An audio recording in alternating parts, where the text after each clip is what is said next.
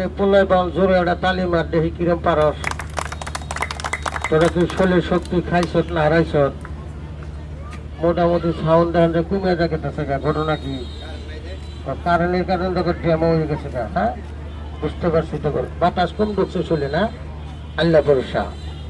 জিন মাইটা জিন, বদ জিন, শয়তান জিন, আজাল জিন বাইর হয়ে যা, গন্ডগোল করিস না, পেস মারিস না।